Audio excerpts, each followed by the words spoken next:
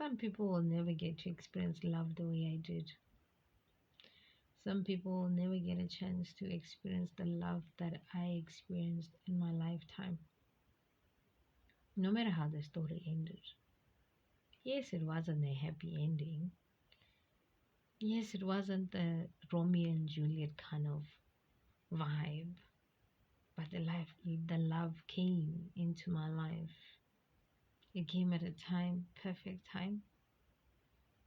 It was at the right time, the right kind of person. However, I do believe that we were not ready for each other. I do believe that we were both going through a lot in our lives. Our lives were a mess. The love was real. The love was there. The love was evident. The love was so powerful that it changed my life.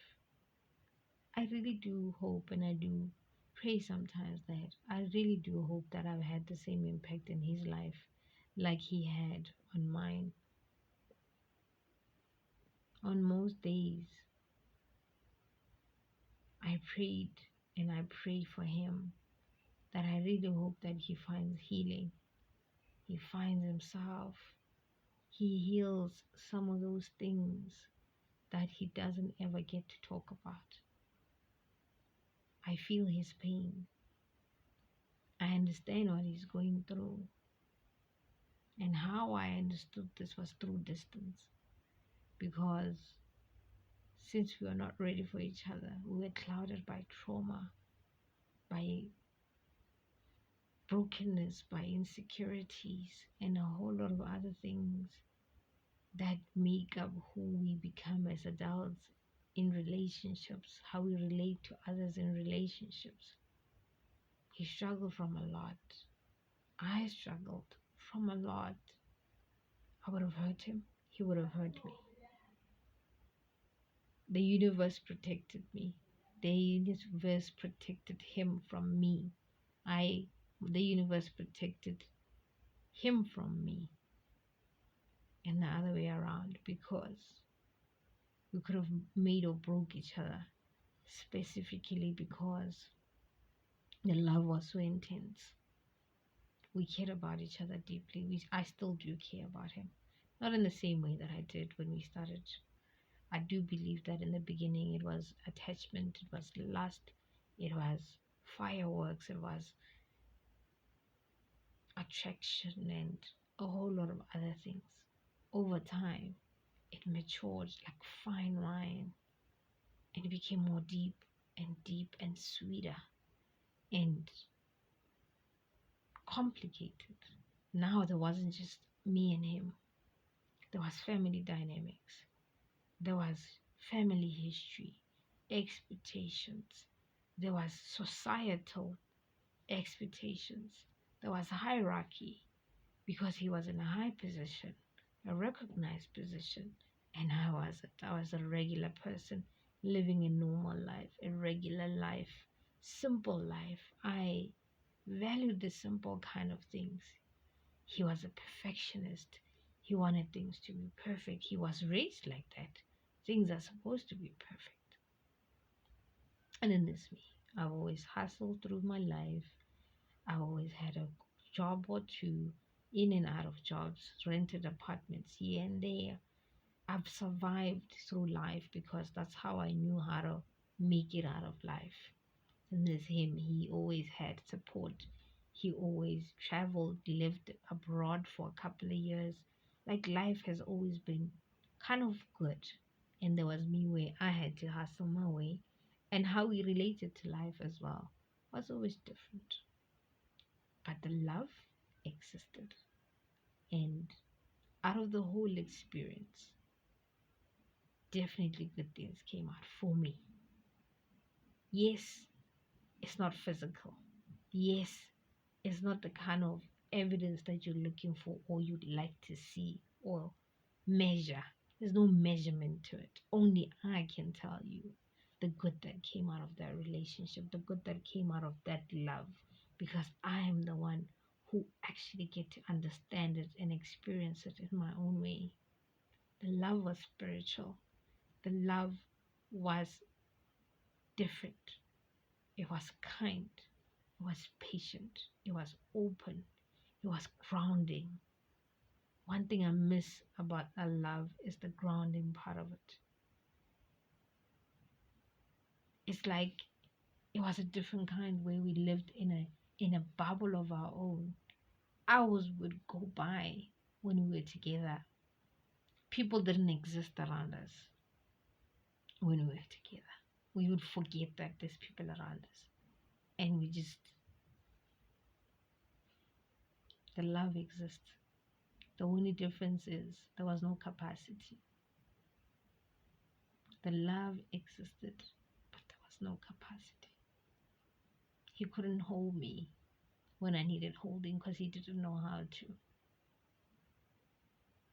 I didn't fully know how to hold him either. I thought I knew. But over time, I realized that I didn't have the capacity that was needed for me to hold him because he had his own insecurities. He had his own shortcomings. He was broken. I had my own insecurities and my shortcomings. I was broken. When I needed to be held, he didn't know how to hold me. And one day,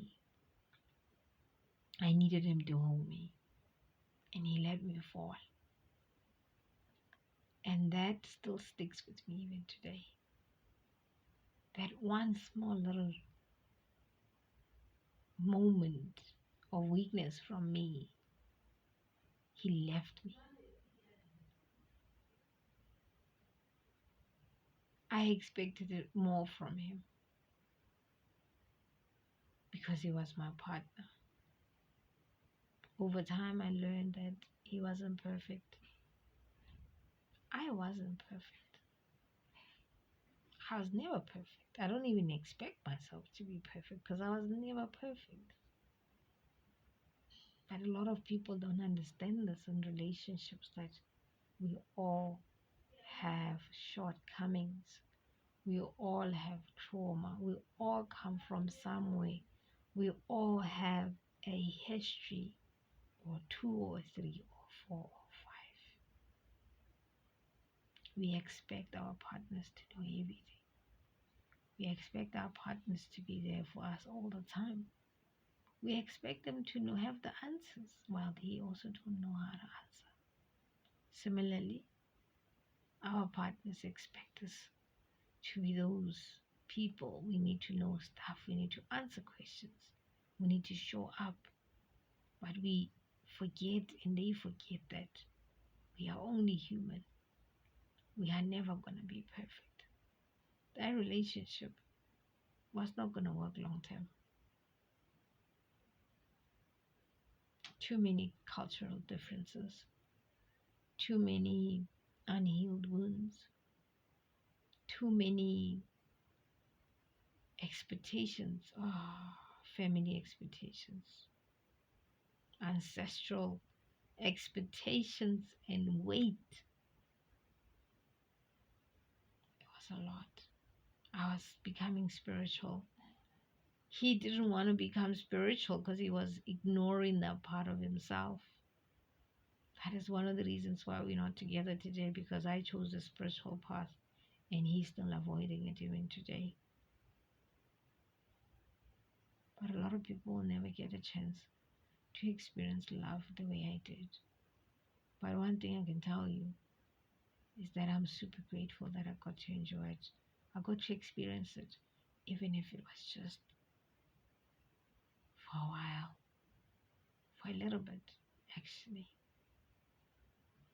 But those moments, I would never change them for anything, even if they were painful, even if they stung the way they did. So many tears. Ooh, I went through so many tears. I cried so much. Losing that love was the most painful thing I've ever had to go through. Not even compared to losing my mother. Not even compared to losing my dad. It was the most painful thing I've ever had to go through in my whole existence. Even losing my ex-husband wasn't that painful.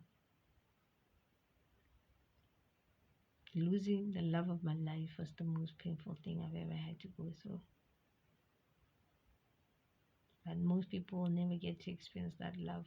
I do thank God, ancestors and spirit guides. I thank Him, His ancestors and spirit guides, for coming into my life, because today I'm becoming who I'm becoming because of that love. I hope you guys get to experience that type of love one day, because man, oh my, we do need those, a lot of those, because a lot of people are losing themselves. A lot of people don't know where they're headed and where they're going. They're just moving, they're just coasting through life, hoping that it will get better one day. We need to heal as a nation. There's a lot that we need to work on. And if love can help you heal, if love can change yourself, change you for the better, even if it's painful in the beginning, I'd say take the leap of faith if it does. But most times you'll never know that that is the kind of love that will change your life. Some people never understand the assignment. Some people never learn. Some people never grow. Some people will never heal, even if they do meet that kind of love. Some people will lose themselves in it instead of learning the lessons and healing and finding themselves, listening to the cues in your heart, in your head, in your soul. Some people, when they get to that point, instead of swimming, they drown. But I learned to swim in the middle of the ocean. I was left in the middle of the ocean, and I learned how to swim. Thanks to that love. I'm in the Caribbean right now. I'm in an island sipping some cocktails. I love you all. I'll see you in the next episode. Love and light.